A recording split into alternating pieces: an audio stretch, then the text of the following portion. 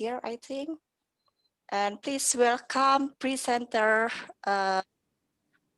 with paper ID 54 with the title of Understanding Matching Supply and Demand in Online Spot Market for Transportation Services, revisiting the existing literature.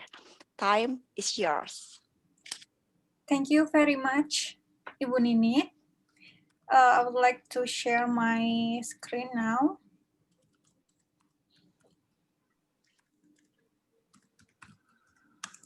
Is it okay? Anybody see my presentation? Perfect, perfect. Thank you. So, thank you very much for everyone in here. My name is Lala Ayu Kantari, and I would like to present a little bit about my journey in my research journey, and also mostly I would like to explore more in the matching strategy in the on-demand in transportation service sourcing. So here, my research with my promoter, Professor Nyoman, and also Ibu Niniet, are focusing on the contract and on-demand sourcing. So I would like to explain a little bit about the introduction in this research. So basically, most of the company are using contract for their transportation sourcing. By having a contract, they will get good services and stable supply and also stable price and capacity and the quality as well. But by using contract, they cannot do it in the uncertain condition. For example, if the demand is fluctuative or the demand is very unpredictable, they would likely to become a little bit hard to maintain the contract itself, even though they're promising to guarantee for their service. And then for the for the they will need to adjust their capacity. They will have they will increase the flexibility by using on-demand services. So the on-demand services, they can, the shipper or the company can buy one-time services from the provider with obviously a higher price compared to the contract, but it can fulfill their demand. So with the trade-off between having a contract-based and also on-demand services, we can have a challenge in here. So to use this challenge, I will divide my research question into three. The first research question is dealing about the fluctuate and the seasonal demand. And the second research question is dealing with the supply uncertainties. And the third research question is mainly focusing on the on-demand services, which is dealing with the matching scenario. So in here, in my first research question is already answered and already investigated in this journal. So if you want to look at the journal, you can download in the link. I provide you the QR code and you can download it from there. Basically, in this research, I will explore. I have explored about the mixing between the contract-based and then on-demand sourcing under different kind of fluctuation of the demand as well as the seasonality of the demand. So, and then in this second research question is currently on the review from the paper, so it's not published yet. And in here, in my session today, I would like to explore more about the matching scenario. So this is my research framework. So if we can see that the transportation sourcing is involving several parties, including the shipper, the customer, and two of the markets. The first is contract and then also the spot market. So basically my first research question is on this area. We are focusing on the demand side And the second research question is focusing on this area, which mainly talking about the supply sides. And then the third research question is focusing inside the mix sourcing. So in here, I would like to explore more about the matching scenario. So in here, I would like to share a little bit about the matching process.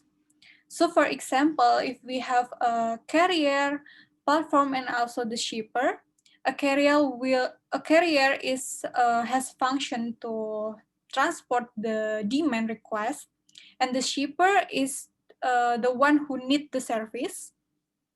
Both of the carrier and the shipper will connect into one platform to get the service and also to offer the service.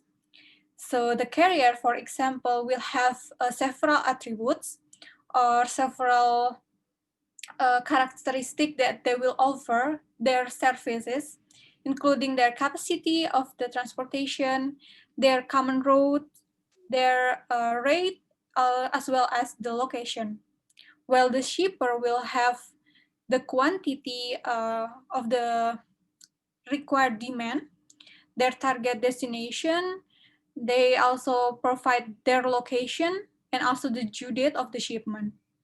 And the platform will have their own selling rate. So in here, the first thing that the platform will do is conduct the screening process. The screening process is mandatory because they will separate between the compulsory requirement, such as the quantity and the destination from the shipper. This is a compulsory. They will do the screening to divide the the whole parties into several groups, and then each of the group will be matched to each other. This is called matching process. So in the matching process, there are several attributes or several criteria that can be matched to each other with different options. So the result of the matching process is the paired shipper and also paired carrier. So in here, I would like to explain a little bit about the matching supply and demand. So I would like to explore, or I would like to explain about the business model of the online platform. There are also a mechanism, cycle setting, and also the scheduling type in the matching supply and demand. And the last things is I would like to explain a little bit about the motive and expected outcomes of the research in the matching supply and demand. So in the model, the business model, there are two most popular business model. The first is Uber-like model, and the second is load board model. There are also several business model, but it's not popular, or maybe it is already replaced by these two models. The first is the Uber-like model. It's like very common for uh, transportation for passenger. As we can see, we have Uber, we also have Gojek and Grab in Indonesia. They're using a Uber-like model. So it's like very advanced system. They have alerts, automation in the task, as well as the tracking and tracing of the progress. While in the load board model, the platform will post the availability of the provider, and the shipper or the user will select uh, their own uh, their own preferences. So the platform itself is only conducting the screening process, but the matching process will be directly done by the shipper or the user. And then for the matching mechanism, there are two common matching mechanisms for the supply and demand matching. The first is using one-side matching. This is very unpopular in the research process because the flow is very simple. The one-side matching is mostly the platform will have their own resources or their own transportation, and then when they receive a demand or when they receive the request, the platform will directly ask their own resources to fulfill the demand. Well, in the two-sided matching, it is more complicated than the one-side matching. In this uh, in this mechanism, the platform doesn't have the resources. They do not have the transportation to fulfill the demand. Instead, they are collecting the data for several providers and then update the data in their platform, and the user or the shipper will also give the data into the platform, and they're conducting the matching.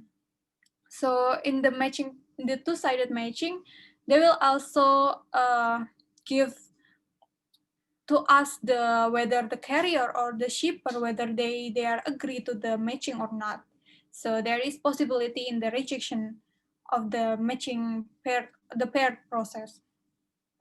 So for the cycle setting, there are two cycle setting. First is using one shot cycle, and the second is using a rolling planning horizon. The one shot cycle is like direct matching process. So each of the demand will directly pair to the service provider. But in the rolling planning horizon, they will collect several data within the range of the time, and then they conduct the optimization to come up with the optimized solution or the optimized pair of the current demand and supply. So most of the study in the optimization or in the matching study is using a rolling planning horizon. And then for the scheduling and the matching type for providers, there are three types. The first is using pure self-scheduling. This is most common in the Uber, I think.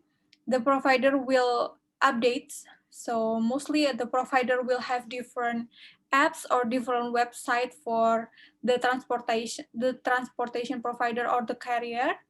They will update directly, or they will continuously update their availability by using their own apps. And then the second is hybrid and centralized scheduling. This scheduling is most common for industry, who a big industry or a big company. For example, the provider will post the schedule in their platform, and then the transportation provider or the carrier will match their schedule to the available schedule posted in the platform. While in the last is the en route matching. The en route matching is done while one of the transportation provider is already have a route or already having an assignment, but during the assignment they will be assigned to another assignment. So it's basically inserting a new demand inside the routing, inside the route. This is the en route matching. Most of the studies in the routing and scheduling process will explore more in the routing en route matching, and the least common studies is in the hybrid and centralized scheduling. So the last thing is about the motives and expected outcomes. Most of the studies definitely will have monetary outcomes in their reset target.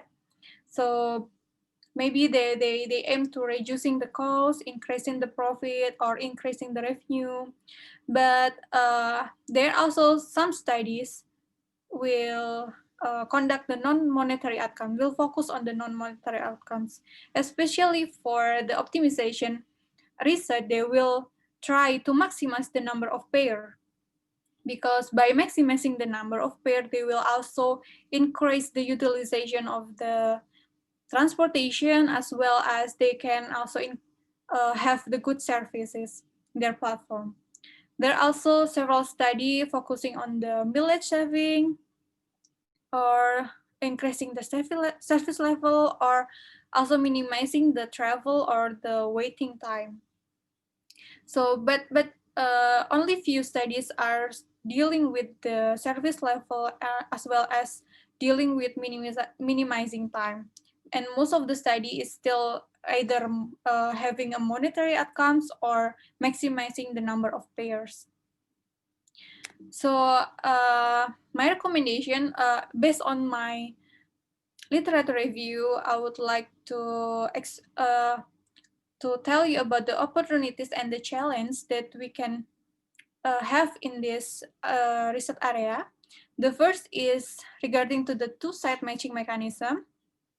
There are opportunity to explore more in the analyzing the effect of the rejection or even the consequences on the system performance by if somebody is rejecting the paired or the matching process. And we also can add penalties or reward if they are rejecting, because the rejection process will have uh, drawbacks, because mostly when we are the company will need the on-demand process or the on-demand sourcing in the urgent time. So by having a rejection, they will be more will have less time to complete their due date, or they will have very difficulties to find another carrier to fulfill the demand. And the next is for two-side matching and pairing into one-shot cycle. The matching system for limited user, which represent the market for long-haul shipping or specialized transportation, is not common in the current research. So most of the research is focusing on the optimization, while the optimization is required several parties or a lot of parties involving a lot of users involving in the process, and they are aiming for the rolling planning horizon, which is they are collecting several data within the time and then conduct the optimization. Well, only the optimization itself is perhaps only suitable or profitable for many users that is involving in the process. But when there is only limited user, it is very difficult or very will be the result will not be optimized.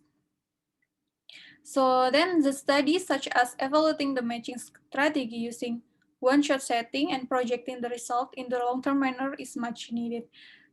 Most of the optimization will aim on the local optimization, while the requirement or the most important for the company is to have a long-term result. I mean, the projection of the long-term result. So research in this area still can be extended. And the next things is in the centralized and hybrid scheduling. There is only a few studies in this area, so it can be developed more. And the next thing is bargaining power. So as we can see, if there are three parties: carrier, platform, and also the shipper. I think, in my opinion, the platform will have a very high bargaining power. They will have their own, I mean, they will focusing on their own benefit, while actually they in the supply chain context, each of the parties will have connection, and each of the parties will have aiming for their one supply chain performance. So I think stabilizing or the balancing in the bargaining power or balancing the benefit between parties is important, and we can also increase the research in that area. And the last thing is for the outcomes. Uh, as we can see that there are trade-off between monetary and some of the non-monetary outcomes. For example, having a good shipment reliability and maintaining the lower transportation costs will very much, I think, good result in the next future.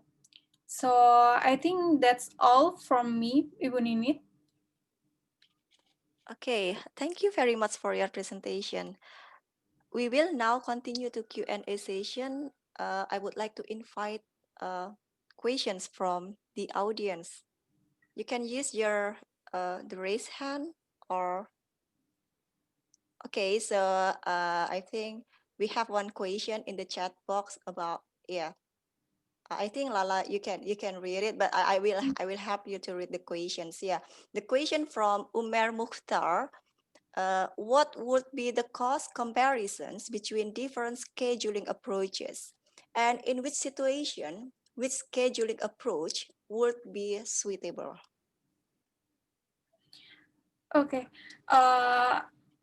Like I mentioned before, the scheduling approach that have been described is fairly because of different business processes, I think. So different scheduling will have different business process. So it refers to the each of the platform business process. For example, for the self-scheduling process, they will aim for perhaps they will offer the scheduling for many parties who interest in submitting their service, and also but they don't have authority, or they don't have a certain market to be aimed.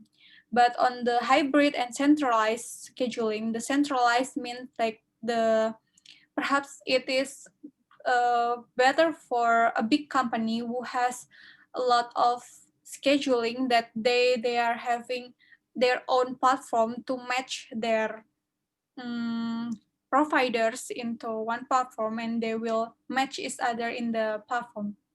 But en-route matching is perhaps common for uh, the long route, where when the provider or the shipper or the carrier will have additional demand during the route. So for the cost comparison, it's comeback depends on the business process they will aim.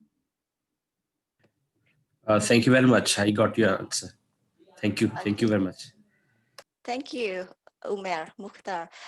Do you have any other questions, anyone? You can use the raise hand facility in Zoom if you like, please. Any question?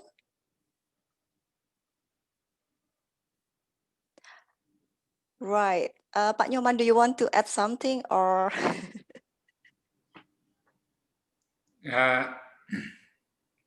No, just probably a few notes that what is also interesting is the logic of matching, which can actually support a good social behavior. So that would be one of the interesting work in the future. Because, for example, if you are a taxi driver or a truck drivers that offer services online, if you are not behaving well, probably your score will be decreasing, and that is a social penalty. If we can model that one, I think it's very, very interesting. I think that's all. Thank Okay. you, Nyoman. Thank you, Professor Nyoman Pujawan. Right, so thank you very much, Lala Kantari. I cannot give you any question because I'm one of the authors of your research. So thank you very much for your presentation, and please give a virtual appreciation for Lala. You can use like clapping hand or anything. You can use virtual reaction because I cannot find my virtual reaction here. So thank you very much.